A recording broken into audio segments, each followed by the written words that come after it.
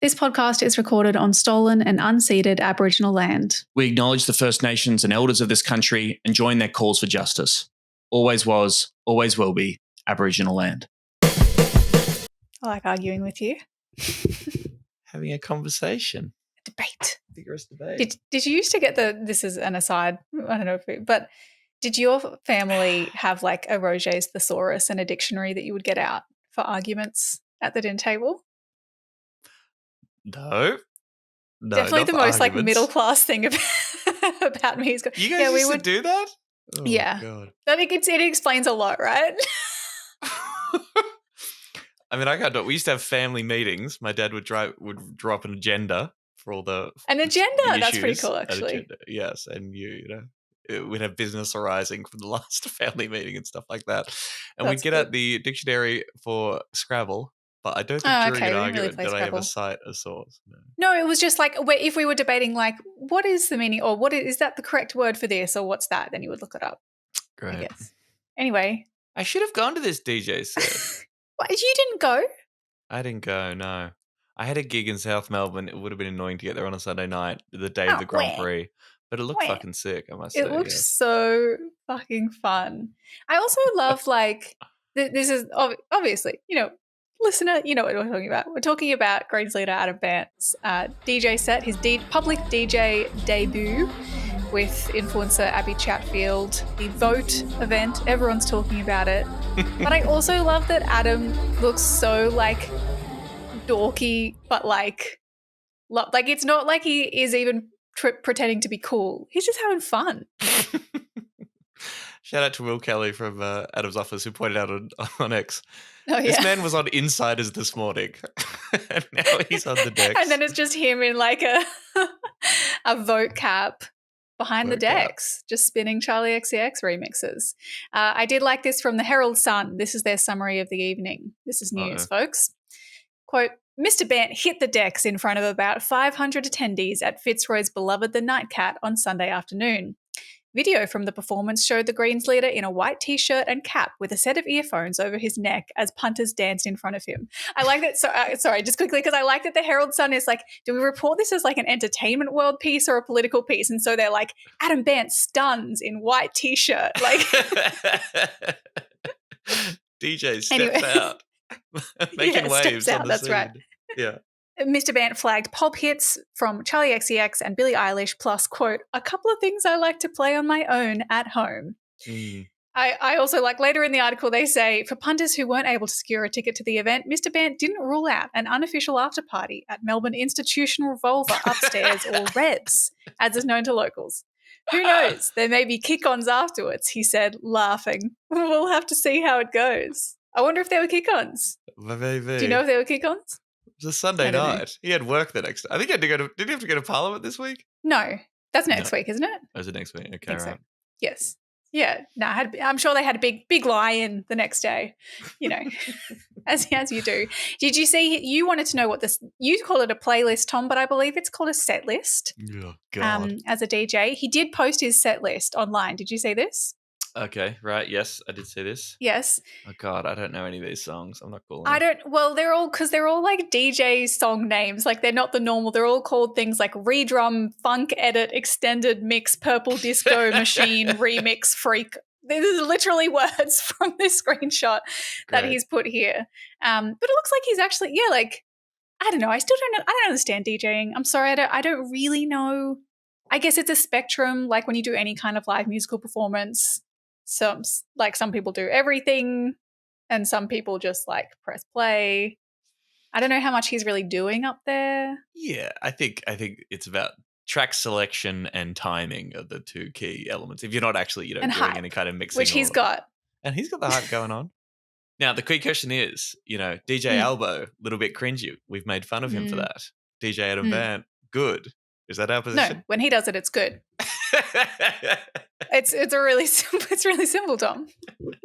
Good. Who knows? If Albo would just be willing to DJ to do a mixed bill set with Adam, then maybe we could get the greatest night of best night ever. Best night ever. And shout out to Abbie Chatfield. Thank you for supporting us. Thank you for doing it. Please for making come on it up. the show. Other podcasts. Maybe come you on could our try, show. coming out, maybe some other podcasts. I don't know. DJ, play that back. He used his performance as a chance to make a political statement and belt out a message to Donald Trump and Elon Musk. It's tough when you're no longer culturally relevant. Green Day hasn't really had mainstream success since American Idiot. We're stuck with the hosts of Chapo Shithouse podcast. Serious danger to Australia. Damn, son, where'd you find this? This is a serious danger. It's a podcast about green politics in Australia, not an official Greens Party podcast. It's produced by Mike the Griff Griffin, which already sounds like a DJ name. I wouldn't be surprised if Mike the Griff Griffin's also a DJ. I guess he's a DJ of sorts, isn't he? The Griff. I'm Emerald Moon. I am, as usual, recording on Yagara and Turrbal Country. How about you, Tom? I'm still in Nam, Wurundjeri Still and in Bunurong Nam. country, as always. As usual. This week, some interesting polling. There are so many polls flying about. Everyone's obviously on their poll bullshit because it's that time of the election cycle. But in particular, there are some strange whispers about the Greens. And there's a couple of new policy announcements from everyone. So Tom's doing a policy whip around, but most notably digging into everyone trying to own Medicare. Who is the most healthiest health party of all? Let's find out.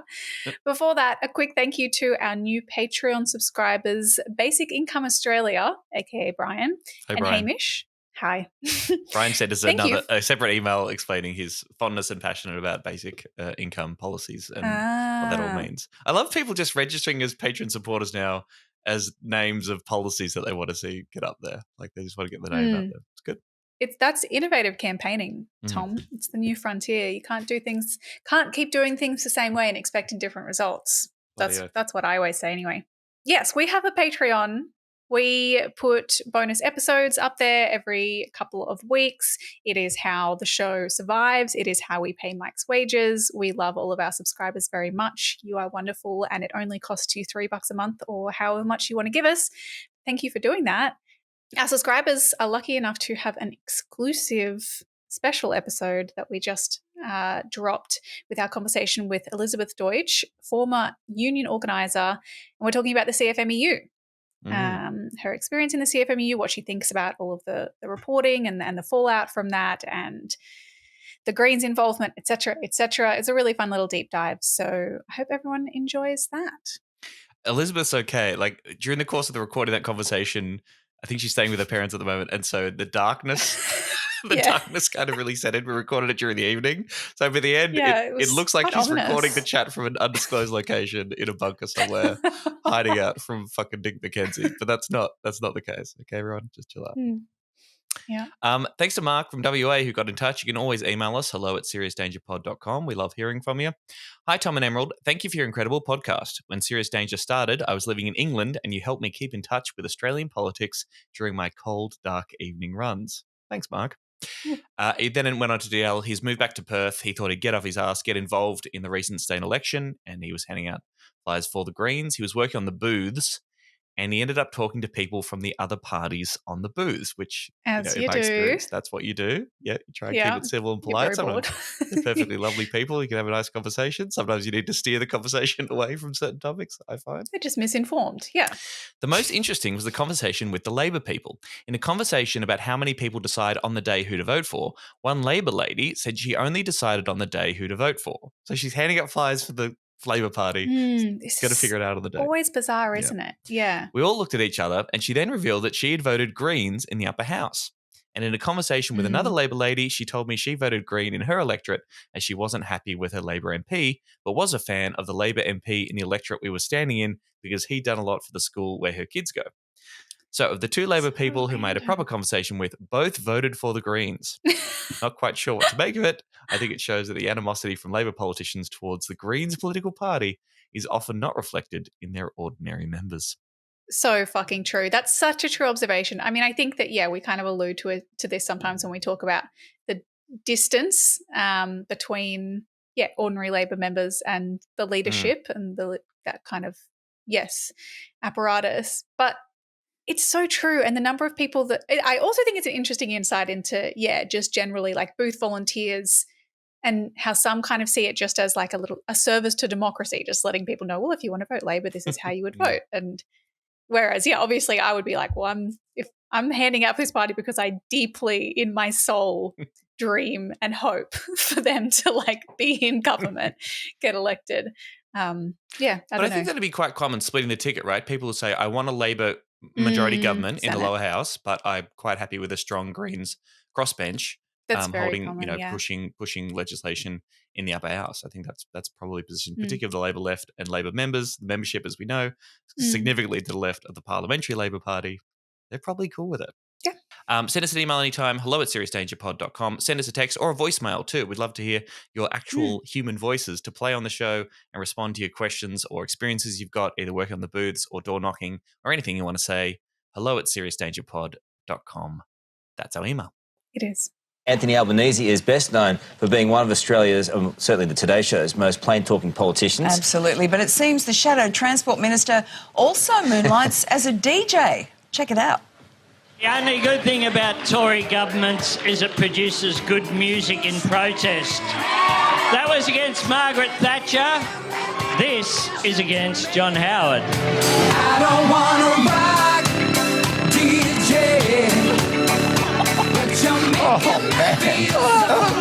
More of that fabulousness. We're joined now by Australia's latest music sensation, DJ Albo. Well, the Greens are on track to lose 2 of their 3 Queensland seats to the LNP, while a third is too close to call, a new poll has found. God, very sad if news, the poll, isn't then it, it must Tom? be accurate and we've got to believe it and then we should give up. That's right. We should all give up. Stop listening to this podcast. Stop door knocking. Stop doing anything. Don't donate. Don't even look at Green's social media posts because it's all over, folks.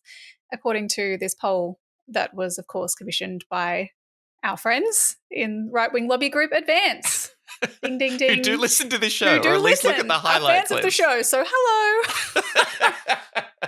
Hi. Hello, you morons.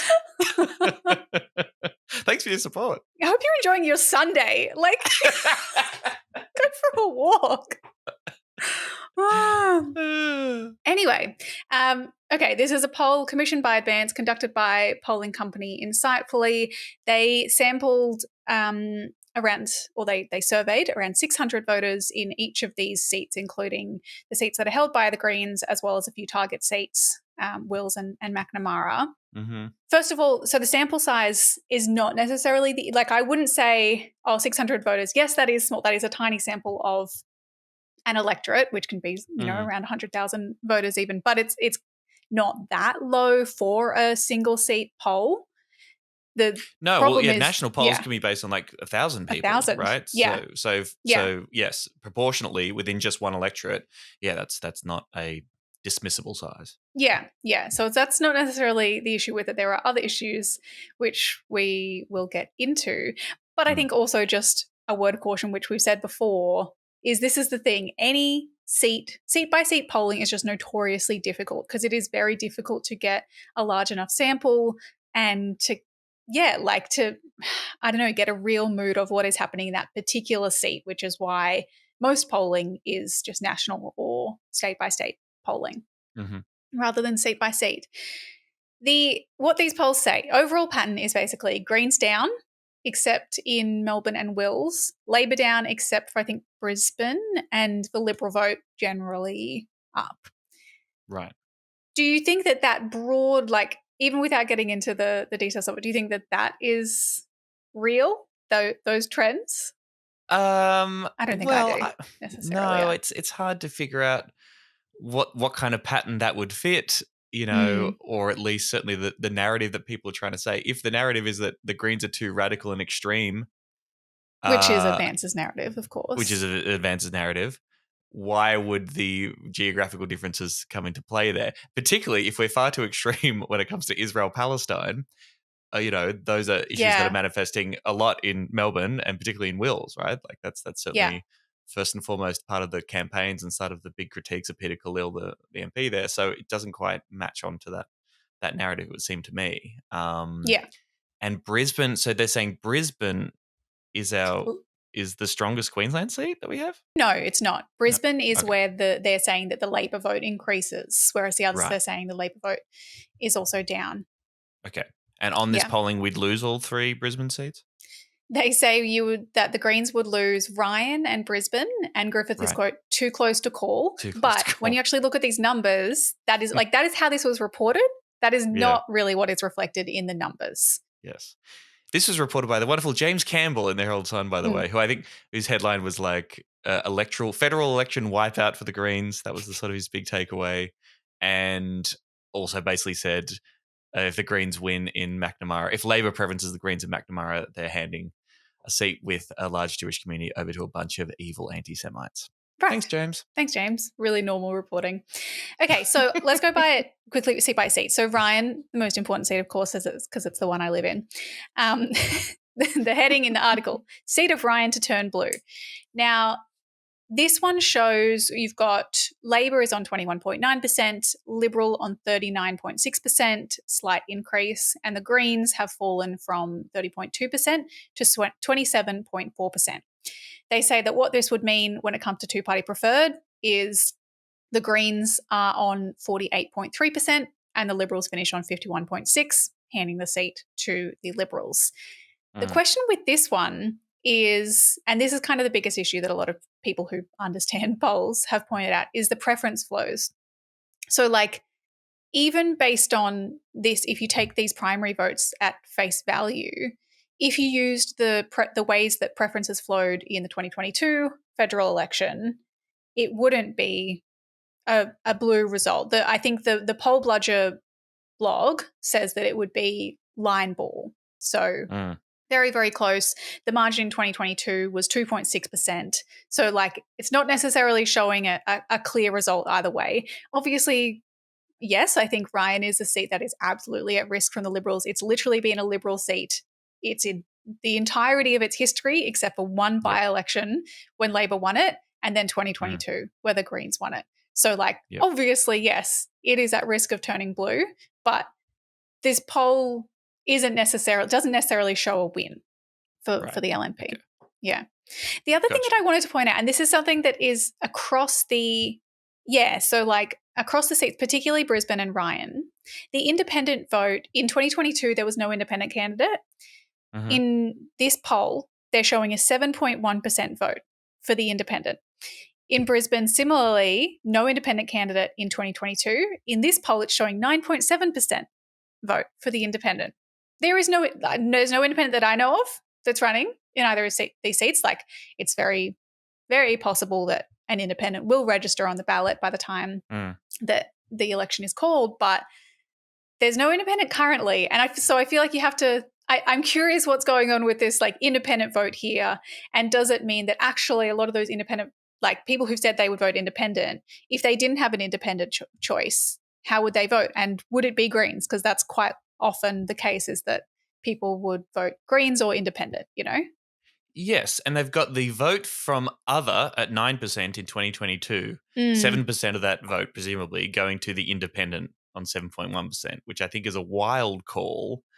And I don't think if there was, say, a Teal who would run in that seat, that's going to have some effect on the Liberal primaries vote, which according to this poll is going up by 1%, right? Like generally speaking, when a Teal runs, yes, it can affect the Greens and hurt the Greens vote, but it can also definitely affect the Liberal vote as well. So to completely not factor that at all seems a little bit dodgy. Yes, yeah. And if you take at face value that 7% or 9% in Brisbane, whatever, is going to vote independent, then you would assume like where are those preferences going to flow if they are taking votes from the Greens or from soft Liberals? Like where exactly? Anyway, this is why it's like it is certainly not an exact science, particularly when we don't have the candidates, and there's some dodgy preference work going on here. In Brisbane, these results. This shows the most significant drop in the Greens vote. So in 2022, it was 27.2%. This poll shows it falling almost, 9 points to 18.1%. It shows the Labor vote increasing slightly, a couple of percent up, and the Liberal vote is actually down by about 1%. But this is what's interesting. So in Brisbane, on these numbers, clearly Greens are on 18%, Labor's on 29%. Liberal is then first at 36%. So on these numbers, who wins? Labor would win, wouldn't they? Labor would probably win. Yeah. Right. Because the majority, and they've got independent at almost 10%. It's very possible. This is very line ball. Obviously, yes, there's a small percentage of Greens first preference votes that will go to the Liberals, but you would expect if this were the result that it would be a Labor win. And yet the headline is Brisbane to turn blue. Yeah. Even if you assume that somehow all of the other independent and minor party votes, those preferences, when they're eliminated, they flow to the Greens. It's a hard slog to get them into second, but okay. And then you have to assume that, then all of enough Labor preferences go to the Liberals instead of the Greens to get the Liberals across the line. So, which is certainly what the Advances buddies in the coalition want, right? They're trying to put pressure on Labor, saying you have to preference Greens last, otherwise you hate every Jewish person in the world, and you're the worst piece of shit around, and then you'll help us win seats. So good luck with that. As far as I can tell, I haven't seen anything to that effect coming from the Labor Party, and it'd be quite surprising if that was the case. Maybe in some seats, but there'd be no national approach to preferencing the Greens below the Libs. Yeah. Meanwhile, this is from the Herald Sun reporting, the poll has found Griffith, the seat lost by Labor frontbencher Terry Butler to the Greens' Max Chandler-Mather, is too close to call. Too close to call? However, no, it's not. Not really. Not based on the numbers that you have got here. Counterpoint, no. Counterpoint, incorrect. Yes. Again, and I think that Kevin Bonham pointed this out on Twitter, and Poll Bludger has also said, in this table you note that there's no two-party preference, two-party preferred result provided, even though it's been provided in the other seats. Interesting. But a conservative estimate based on 2022 election flows would give the Greens a winning margin of between 2 and 3%, which is that's a more significant margin than you're using to say that the LNP won Ryan, for example, compared with 10.5% at the 2022 election. So yes, it does show, the primaries in this poll show the Greens vote falling by a few percent. It shows Labor vote falling by 6%. And the Liberal vote up quite significantly. But that's actually not if this was the result in Griffith, even with those changes, a fall in the Greens vote, they would still come out on top. They're predicting an 8% swing to the Liberal Party in the seat of Griffith. Yeah. I say too. This is what I'm I don't know. I mean, obviously they're not releasing the methodology, any more details about this poll. We're kind of just reading the tea leaves from what they have selectively chosen to release. I want to know, what kind of weighting do you think could be at play here to get a result like this, which shows swings against the Green that aren't reflected in polling across the country, which shows the Greens vote either steady or increasing. Way more significant, swings towards Liberal than and swings against Labor than it is reflected anywhere else. This is still, how do they, I would love to know this, right? Because is it age or your instinct could be okay, this has been commissioned by Advance, so it's a piece of shit and we should ignore it completely. I saw some commentary saying insightfully are decent, and I guess from a polling company's point of view, it's in their interest to provide accurate polling on a regular basis and not just produce the results people want. What I assume happens is that interest groups commission polling, and if the polling isn't strong enough in their favour, they simply don't release it, and it's spiked. And there's a whole bunch of polls out there that we just never hear about because they didn't fit the narrative. Yeah. But it does seem bizarre that, you're telling me if somebody else commissioned this polling would get exactly the same results? I don't know. I don't want to defame insightfully or anything. I don't know enough about it. It's just sort of fascinating to see how all this would interest. But the assumptions here, based on my limited knowledge about, what is it, psephology? Psephology? Is polling psephology, or is that purely about... I don't know. Maybe I think it is. And we should say Kevin Bonham, who is the big polling nerd, is pretty much pulled this apart. He described it as a pole-shaped object and basically said, look, there's a whole bunch of assumptions in this reporting that doesn't make any sense about Teal candidates running in Higgins, and just sort of saying this is quite a bit silly and you should ignore it. That was the vibe I got from him. Yeah. It does show, as you said, you were talking about wills. So it says that the party will fail in its bid to unseat Labor in its primary target seat of Wills in Melbourne's north. Labor would lead 53.7% to 46.3% after preferences. It does, though, show that the Greens vote has increased, but it just says it's not enough. It says, and the article says, the Greens vote has increased due to a redistribution of the electorate and, quote, high candidate name recognition.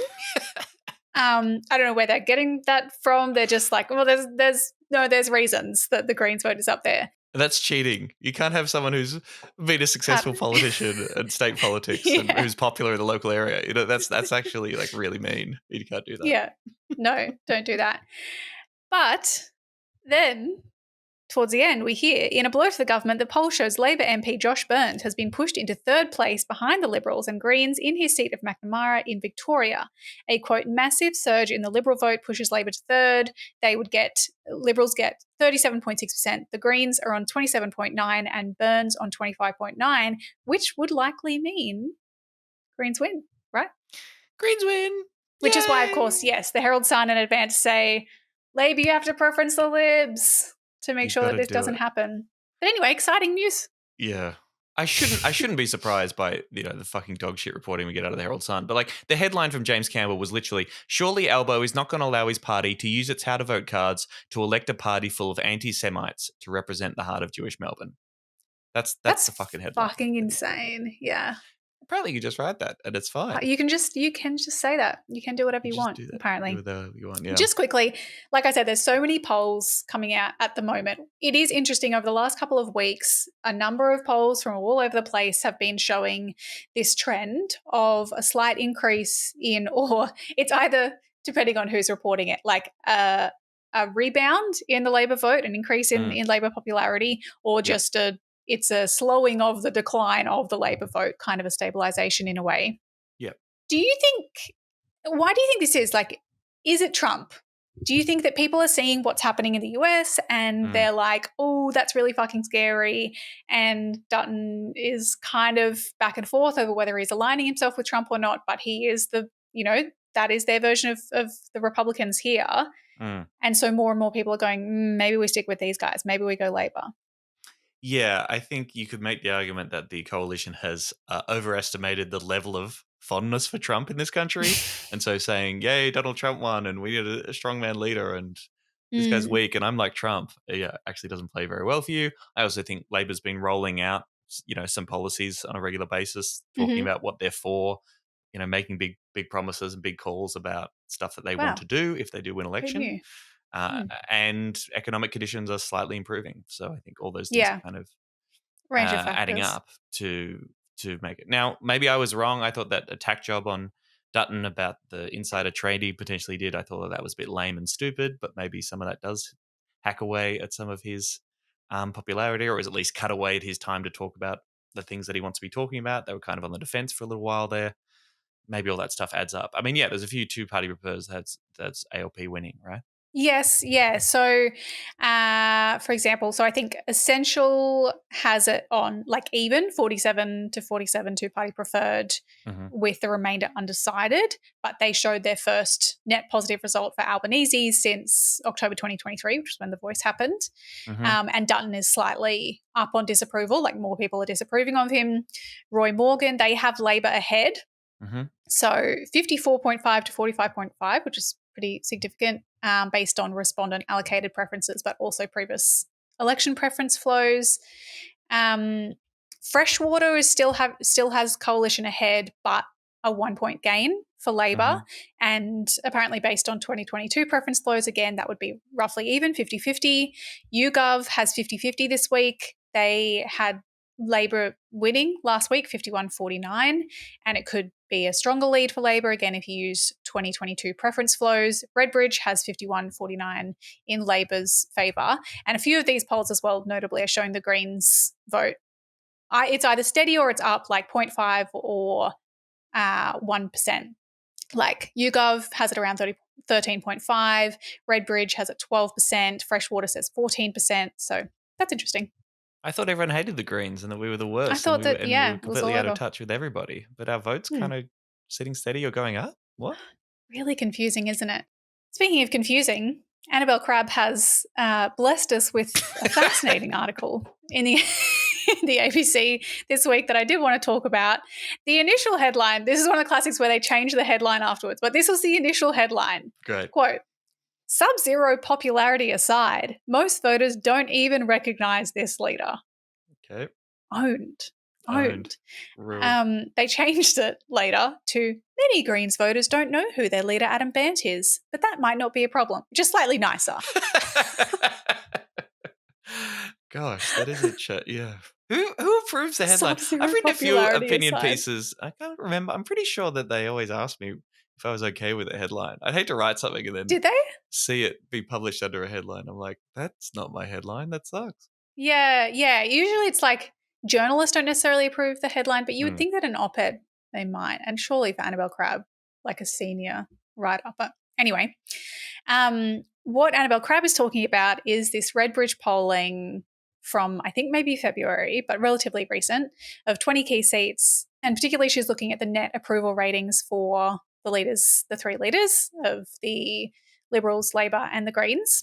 She points out that all of the leaders have a, quote, sub-zero, a negative approval rating. Mm-hmm. Albanese is -16, Dutton is -11, Adam Bandt, though, brutally -23. Woo! Yeah. Come first with the Greens. This is before the DJ set, though. This was before the DJ set. That's true. We don't know. We need another poll post DJ set. I will say, just briefly, like on this question of leadership and how many people know who Adam is and is he popular, it's interesting. Like the Greens haven't particularly leaned into, Adam as leader, Adam as personality. I remember when Abbie Chatfield reacted to Adam Bandt so like enthusiastically at the TikTok Awards, for example, we were kind of like, really? It's just Adam, like of all the Greens MPs, But it seems like there's a little bit of like Adam Bandt branding. That's a tongue twister. Yeah. It is odd. So it says 25% of respondents, when asked their opinions of Adam Bandt, said they'd never heard of him. Now, is that of all respondents or is that just Greens voters? That is all respondents, I think. Let me see. Yes, that's all respondents. Yes. Okay. So, I mean, 75% of all respondents having heard of you with name recognition. That's I don't think that's insane. Nothing to think about how disengaged people are with politics. Some people don't know who the Prime Minister is at any one time, okay? Like that's quite a lot of people. I thought it was quite interesting. 75%, I think it's fine. I know, but that's why I was a little bit even surprised, perhaps suspicious of those figures for Albanese and Dutton, because you look at those figures in the I've not heard of him. I have not heard of them is the response. And it's so small on these that you can't even see it. Like, right. It's got to be less than 5%, which is interesting, isn't it? I guess people hear the leaders' names. So what Annabelle Crabb is getting at, she says, look, it's not surprising that people hate political leaders. They have a negative approval rating.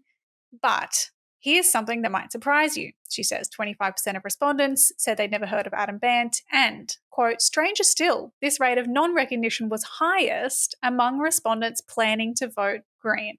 So this is interesting, right? Like I would see this and be like, that's funny. 31% of Greens voters say they've never heard of Adam Bandt, whereas only 23% of Labor voters said the same thing and 22% of LNP voters. That is odd. That is strange.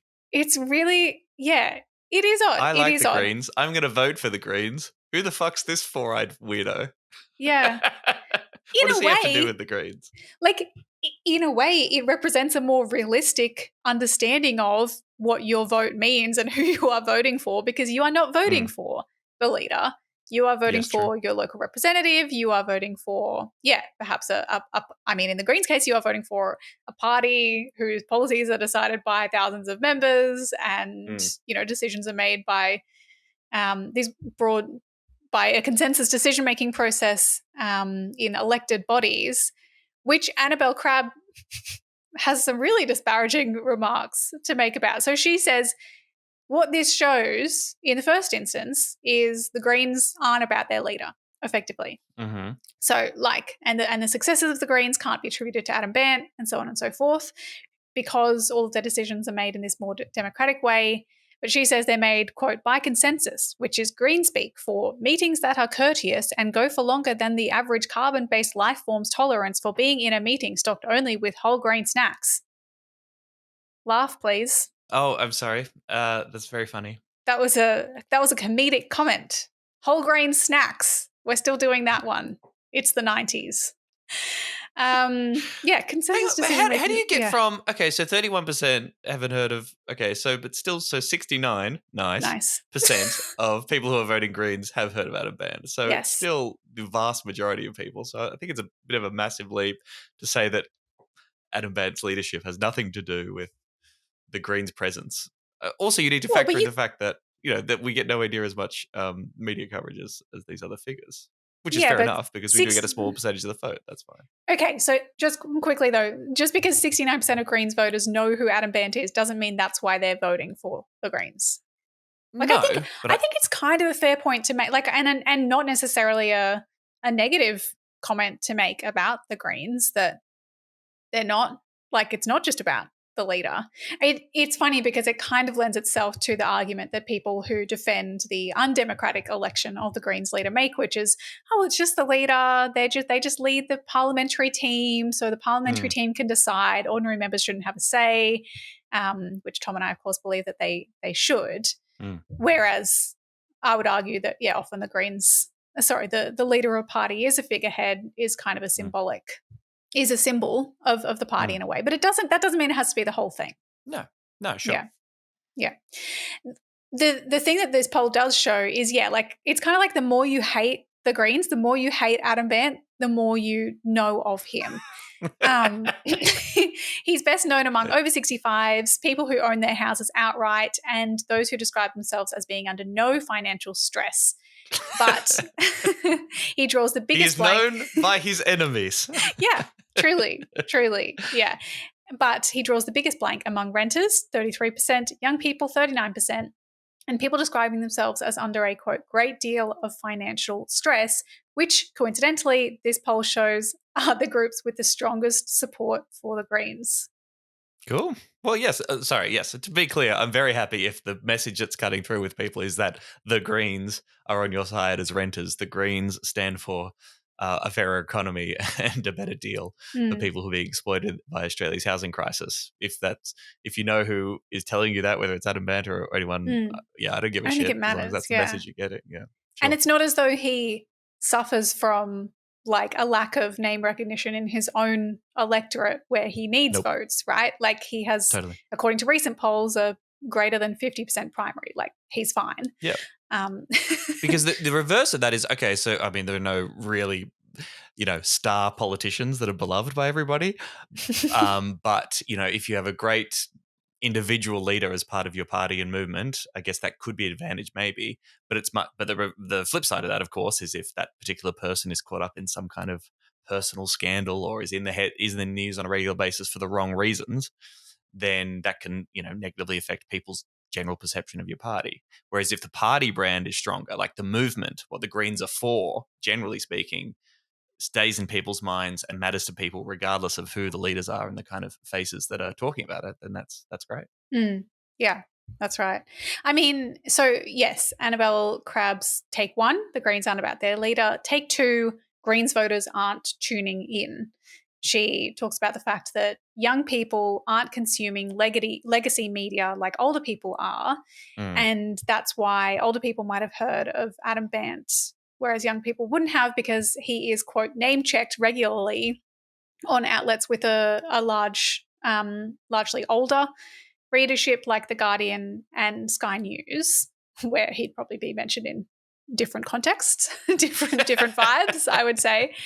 But what is so glaringly absent from this conversation, right, is the reverse, that perhaps the one media outlet that young people do come across do tend to, young people, yes, they're not consuming traditional news media broadly, but if there's anything that they would see, it's probably the ABC. And what does the ABC do? Pretty much fucking ignore the Greens most of the time.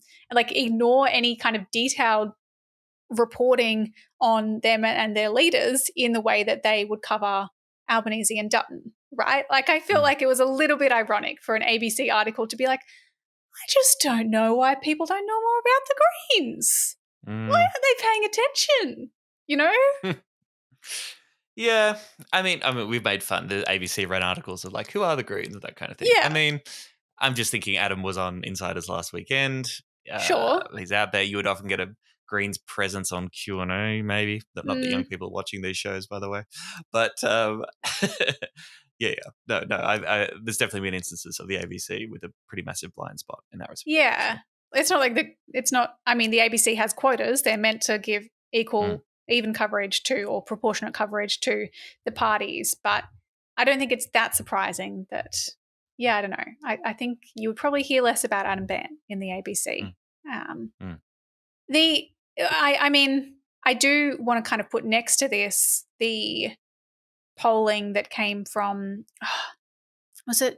is this news poll? Anyway, it was Essential. It was reported in The Guardian, recent Essential polling about engagement with the federal election that showed that, it's more than half of people, 51%, had been paying little or no attention to the federal election in this recent poll. So clearly, yes, a lot of people are disengaged. A lot of people don't know who they will vote for. So people who have been paying little attention, 30% haven't yet decided how they'll vote. People who have not been paying any attention, 42%, haven't yet decided how they'll vote. And I wonder if that has any interesting implications for, like, if Greens voters are generally more dialed out, they might not be paying as much attention yet.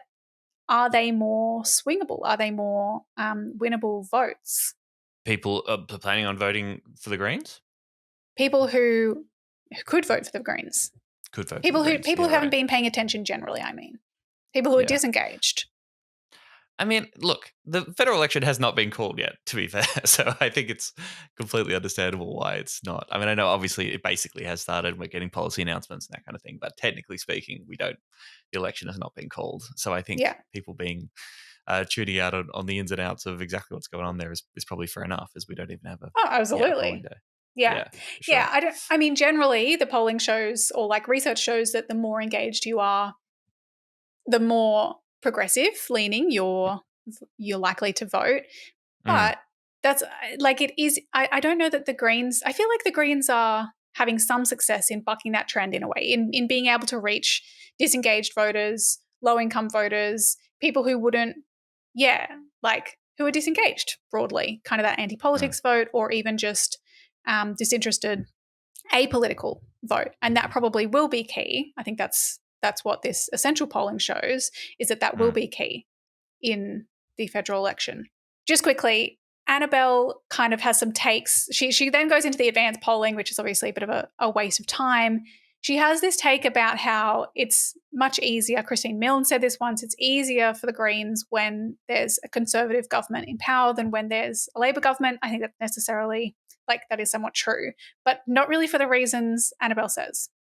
She says, quote, "Winning as a Green in the lower house as part of a protest vote against a Conservative coal-fancying government in 2022 is one thing. Holding on in 2025, when the incumbent government is committed to an aggressive renewable energy rollout, may well be another, which explains why the Greens have spent the past 3 years diversifying into housing policy, advocacy for Palestine, and, as Bandt did on Sunday, demanding that Australia abandon the AUKUS alliance."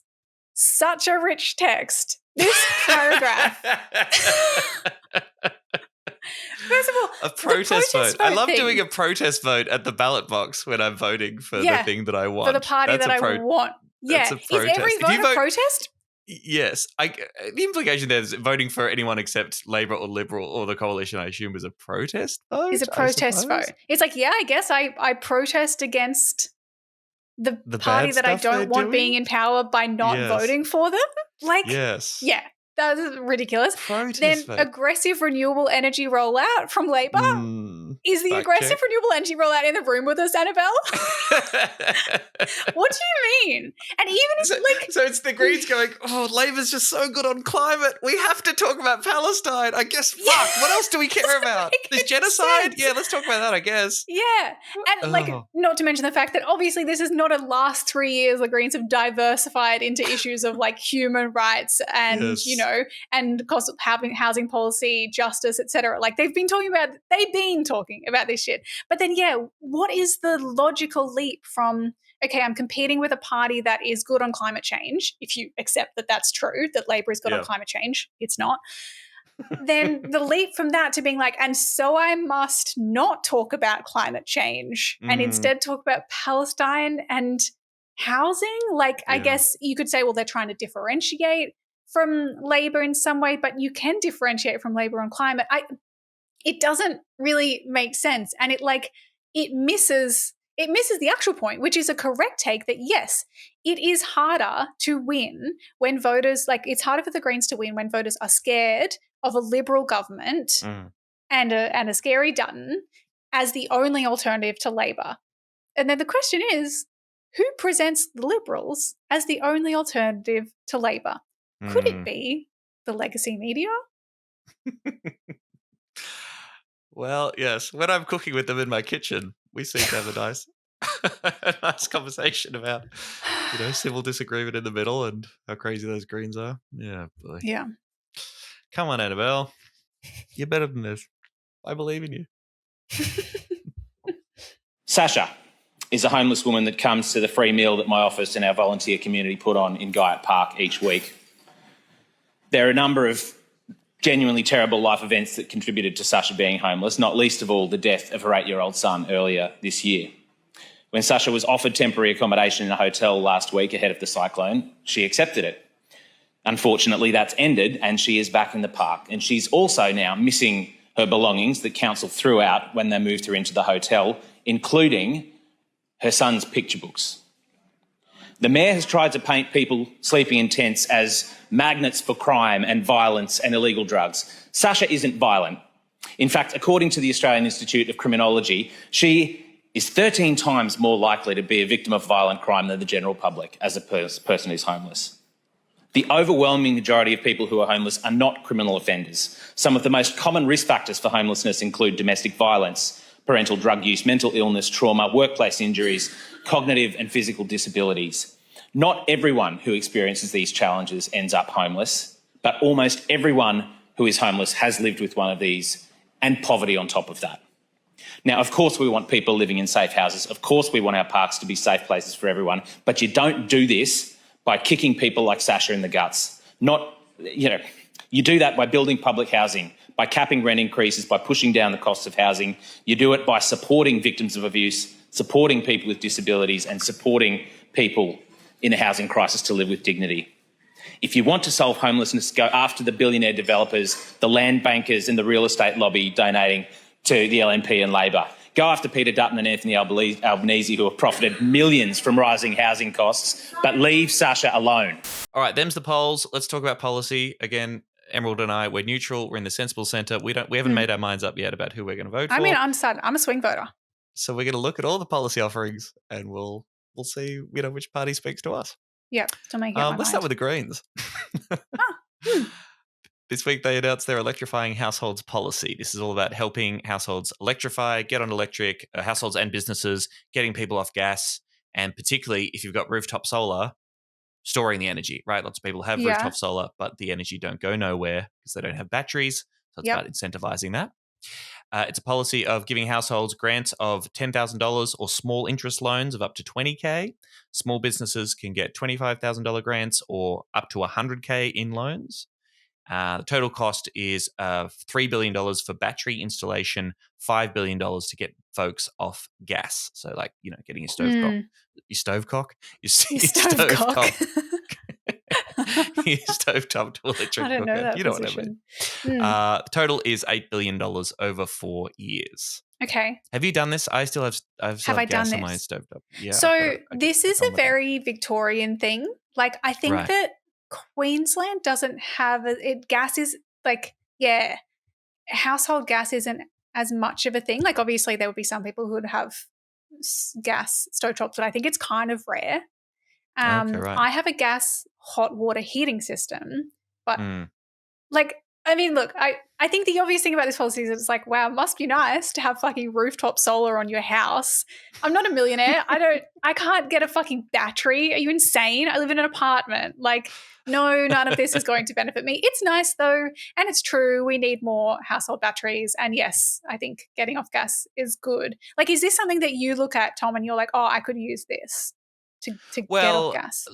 Living in Victoria as I do, I believe, and I haven't researched this, I believe that there are incentives that I could get now from the Victorian State Labor government to make that transition from my stovetop to an electric cooker. I should do that. I haven't done it yet. I think, yes, while it might not directly benefit your good self, I think that this is pretty smart policy because it is something that is good for climate. It addresses cost of living stuff because, of course, if you have solar energy and then you can store it, then that reduces your power prices as well. It is something for homeowners and, I mean, I guess technically landlords for people who have solar energy on their investment properties. True. But, while we're talking about renters all the time, this is also something for people who do actually own their property. And it just cuts across political lines. Like, we know how crazy popular rooftop solar is in Australia. And absolutely. That is for people who vote Labor, Greens, Liberals. Yeah. So I think it's pretty smart. There's also something in here about getting EV charging equipment in your home, I think. I can't remember the details of that. Yes, in one story about it, I mean, of course, it was surprise, people who have rooftop solar are often electric vehicle owners as well, and so they love the idea of having their rooftop solar, their little battery charging their electric car, having a lovely time. It is great. I would obviously, I wish I had. It makes me so sad that I can't have solar. Like, and my dad, who has had solar for a long time, down in Cyclone Alfred, when everyone else lost power, he's like, "Oh, we're sweet because we got solar, baby." So that's another good angle. Yeah. Apparently, we're going to get rooftop solar policies from both majors during the election as well. Any thoughts about what they might be like? Could Labor pick up something similar to this or say, yep, we think that's great? I think they have done, like, their approach is generally loans, low interest loans, as opposed to direct grants or subsidies. So I wouldn't be surprised if they do more of that. Right. Okay. Well, I mean, I guess, for the bigger loans, for the bigger amounts, Greens are talking about loans there. I mean, grants, I think, are good, and for most people they'd be accessing that $10,000 grants kind of thing to do it, which would be great. But I guess low interest, very low interest loans, particularly for businesses, is also a good way to go. On Friday, we got the Greens plan to end homelessness. On any given night, more than 122,000 Aussies are experiencing homelessness. About 37,800 of them are sleeping rough.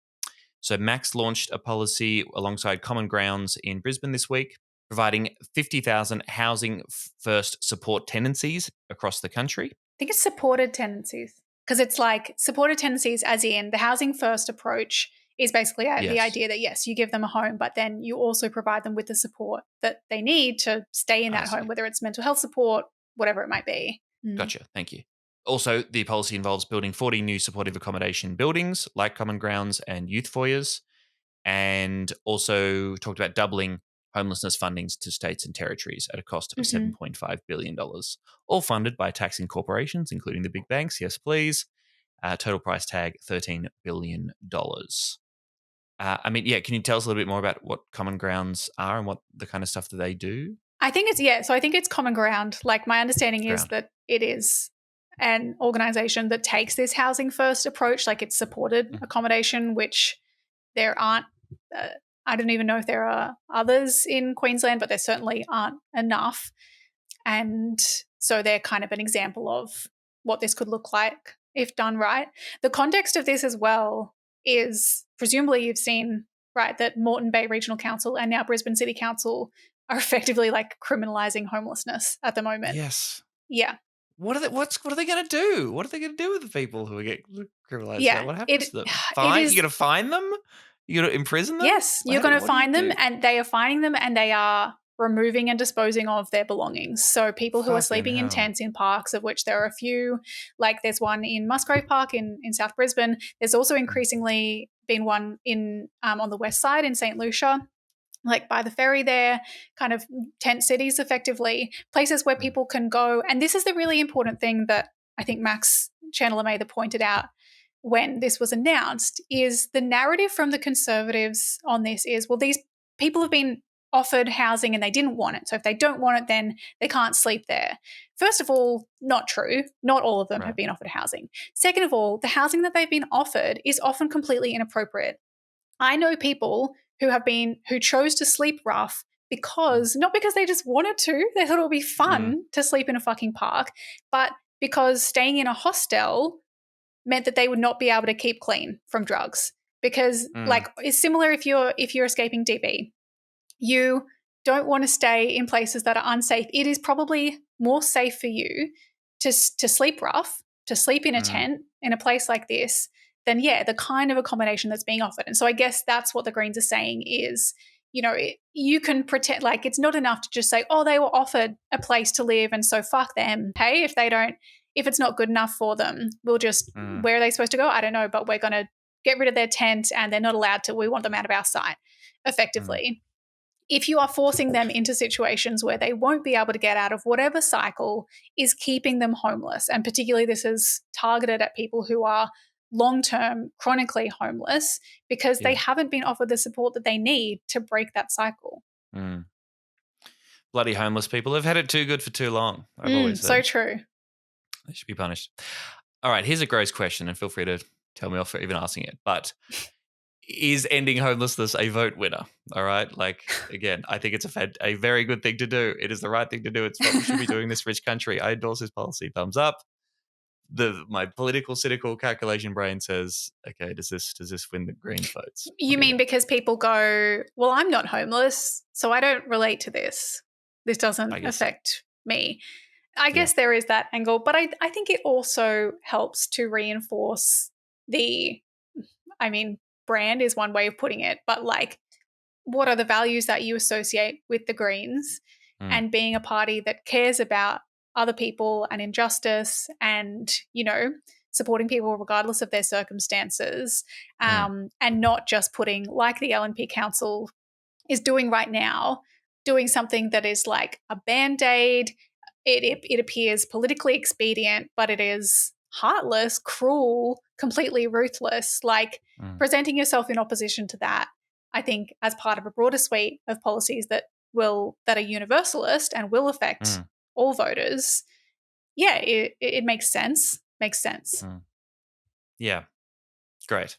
I feel gross even asking that question now, but it's. I guess I asked that in that I assume that people in, say, the Labor Party would justify the reason why we're not running big policies on homelessness is because it ain't got maybe the votes and we've got to hang on to power to ultimately do the greater good. You see, but I'm I don't know if a government in a rich country like Australia can't say something like this, can't invest this kind of money to end the social ill, as they have done in countries like Finland with the housing first approach. If we can do that, why? And if we claim to be progressives, why the fuck wouldn't we? Yeah. All right. So Green's pretty good. Okay, I'm liking what I'm hearing. Maybe I'll vote for them. I don't know. Wow, that's pretty impressive stuff. What about the other parties, though? I'm still deciding. Well, there's the coalition, and they've got some great ideas. A future coalition government would move to grant federal approval for Woodside's huge 50-year Northwest Shelf gas expansion within 30 days. Need that gas. Declaring it to be of national importance. So you talked about this a lot with Jared Mazza a couple of weeks ago when you're doing the WA special about this particular project. It's obviously horrific. It's a carbon bomb.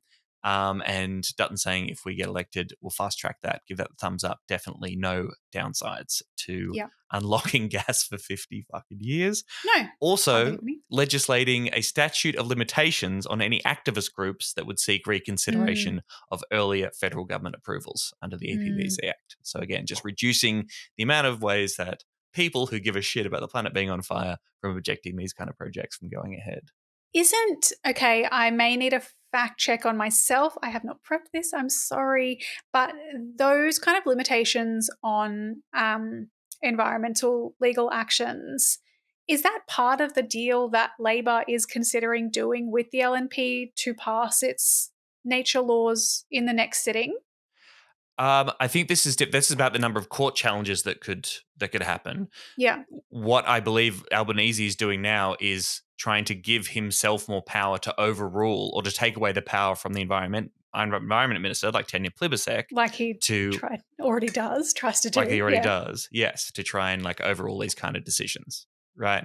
Particularly when it comes to things like the salmon farming industry to protect that. He's saying, no, we're back in Tasmanian salmon farming and no hippies like Tanya Plibersek of my own party are going to stop doing that. So this is more about court challenges. Again, stopping civil society groups out there from, saying, hey, this project is going to cook the planet and break all our commitments. So Albanese wants to be able to say, stop, don't say that.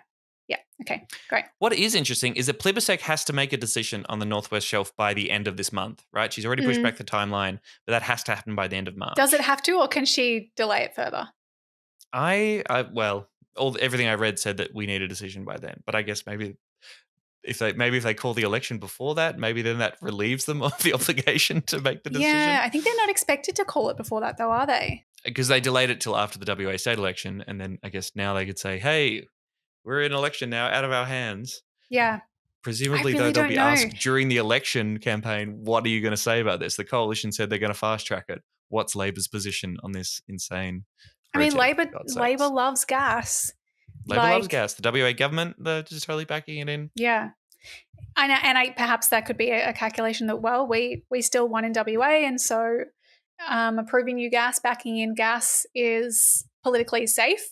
Mm-hmm. Or they could make the calculation, that they want us all to have a livable planet, but I'm not pretending that that's the major consideration here. But they can make the calculation that, maybe they could lose votes to the Greens if they keep doing shit like this. Or they could just go, no, we need gas. We like gas. More money, please, Santos.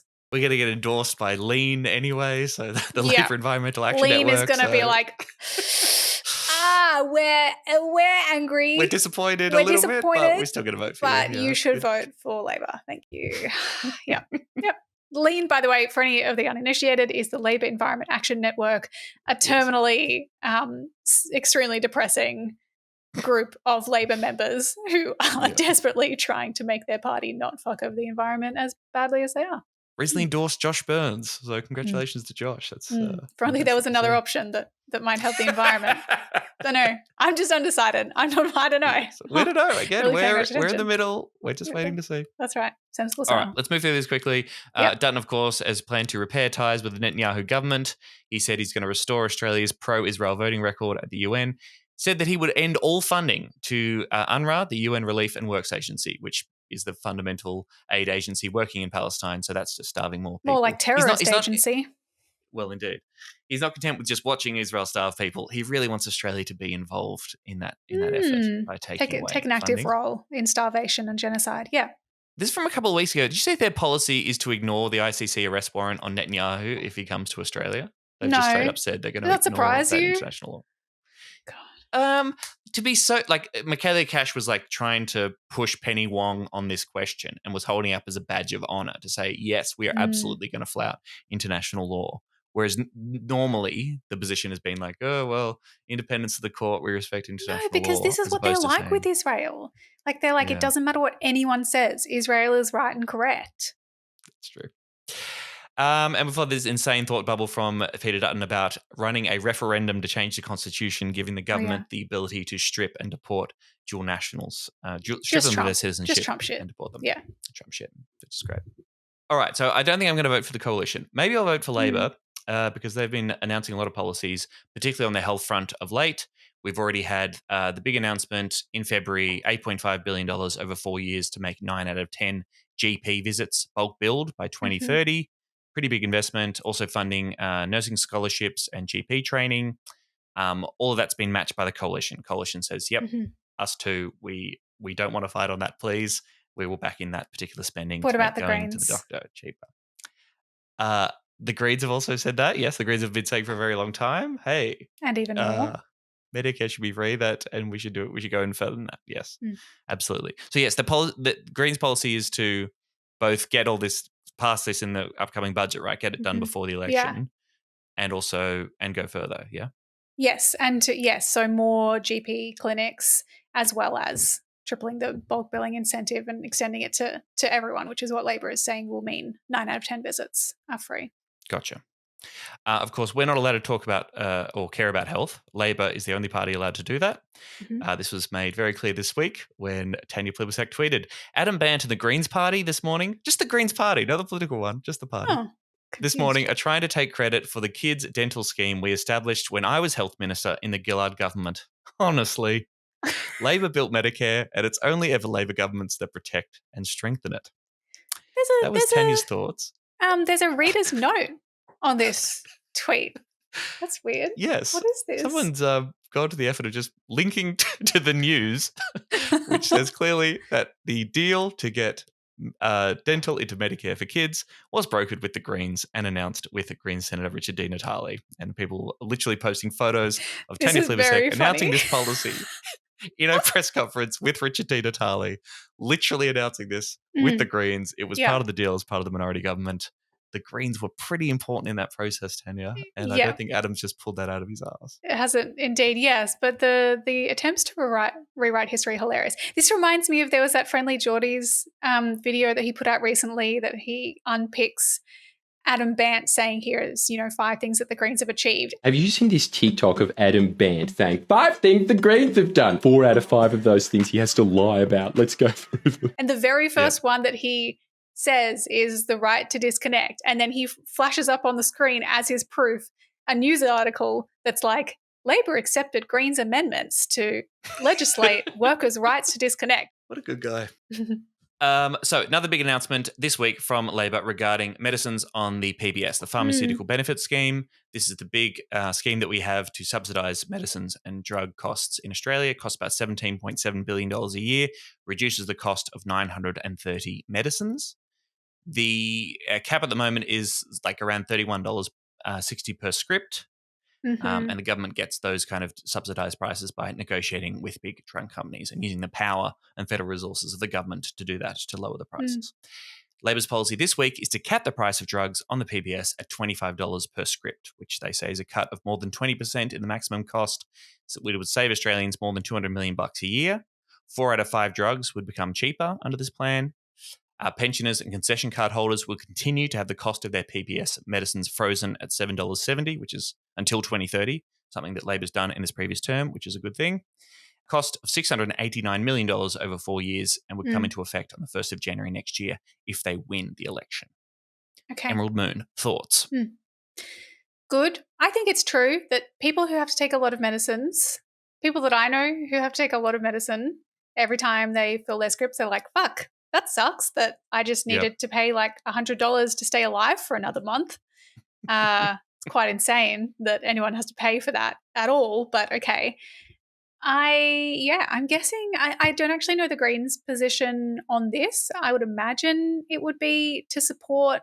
The other interesting question is, of course, what would the difference be if we still had a publicly owned pharmaceutical manufacturing company? That would be fun. But I wonder, like how much of a difference will this make in people's lives if it's just reducing the cap? Because even if you have a $25 cap on each of your scripts, usually if medicine is a significant cost in your budget, you've got multiple scripts. And so if you're still having to pay $25 per script, like it's still a lot. You save. I'd like to know how much the average Australian would save per year, not just how much all Australians will save per year. Right. Yeah, I mean, you'd have to say that, yes, reducing the amount of the costs of life-saving drugs and medication for people is a very good thing. Very good. Particularly in a cost of living crisis. It's good at any time, but, in a cost of living crisis, it's definitely good. The bigger question about, why is anyone having to pay money? Why does that come in a financial penalty for needing to buy the medication that we have to save people's life? This is not a nice to have. It's not an addition. It's not a choice. It's not a lifestyle choice. It's the stuff that you need to live as a human being. And if healthcare is a human right, which is the kind of rhetoric that Labor likes to use all the time when they talk about how great Medicare is, then, why is there a price attached at all? The answer, of course, being that massive pharmaceutical corporates want to make as much money as humanly possible. And we're seeing that now. This is kind of an extra scary twist to the story about American pharmaceutical companies getting very angry about Australia's PBS because it subsidises costs and reduces their profit margins, and calling on Trump to say, whack those tariffs on pharmaceuticals, please, baby. Let's open up this drug market. Let's punish them for daring to provide drugs and medications to their citizens at reduced prices, for God's sake. So how would Trump tariffs, how would that affect? That would mean that pharmaceutical companies, Australian pharmaceutical companies who also want to sell drugs to America, it's harder for them to sell drugs to America, so they have less money, and then maybe they want to increase their prices in Australia, or what? Or is it just that it affects Americans? My understanding is that no, you use the tariff as a stick, right? You say, if you don't change the way you go about your PBS program so that we can make more money out of selling you these drugs, so that, you know, there's less subsidy, then, you know, we will put tariffs on your pharmaceuticals coming to our country. And that's quite a big deal. My understanding is that tariffs are people quite worried about that, right? Because companies like CSL are big export. Yeah, I mean, how about America with your fucked up fucking health system? Stay the hell away from ours. Like, that is anything to do with the American health system, and particularly pharmaceutical costs, where, as I understand it, American pharmaceutical companies will just be like, it costs $200 for you to live now. Like, yes, it's your price. No, fuck off. Leave us alone.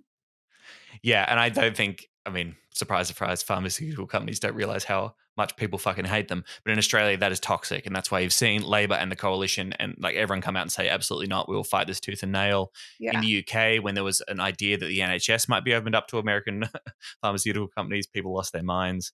Rightly so. It's fucking toxic. People hate it. And they can keep their money-grubbing mitts off our basic, universal, publicly subsidised welfare state. Yeah. Universal-ish, yes. Yeah.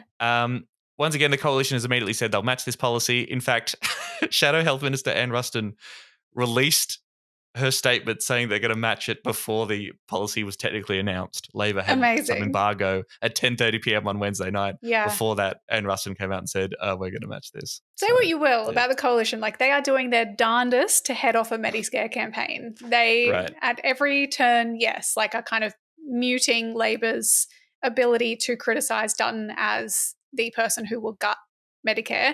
All they really have is that Medicare is that Dutton previously, tried to make it more expensive to see a doctor.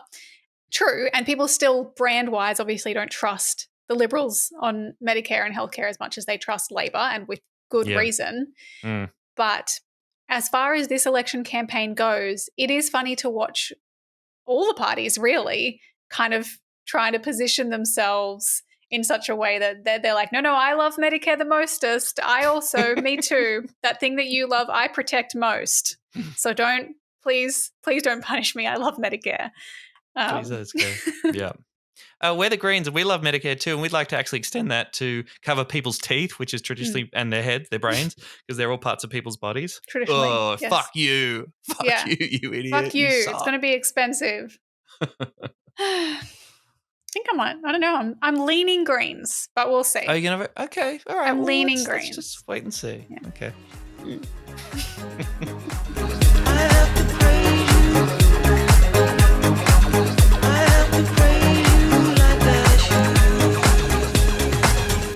Since I'm leaning Greens, I thought I might just check out what's happening. And if you want to, as a little call to action, anyone who's in or around Brisbane, just check out what's going on in Brisbane.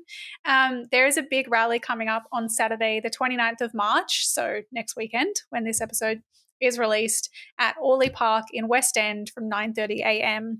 And the vibe of the rally is keep Brisbane green to keep Dutton out. So the idea being that in 2022, winning those green seats was what helped kick out Scott Morrison, kick out the Liberal government then, and now, yes, there are at least 2 of those seats are at risk, if you believe Advance 3, but realistically at least 2 of those seats are at risk from Dutton's LNP.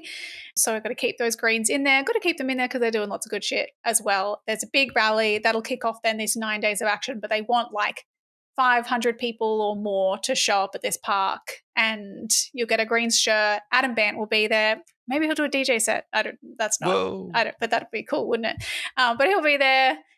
All the MPs will be there. You should go. We'll put the link in the show notes. And then there's also today, when this episode comes out, right, there's the March for March with Mr. Bob Brown's Bobby March boy. and March for forests.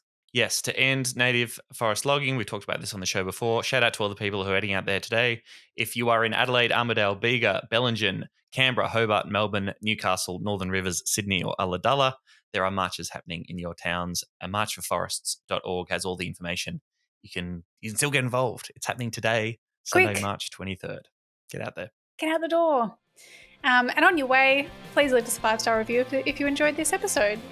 It helps us a lot. Make sure that you're subscribed as well in what app that you listen, and follow us on social media at Serious Danger AU.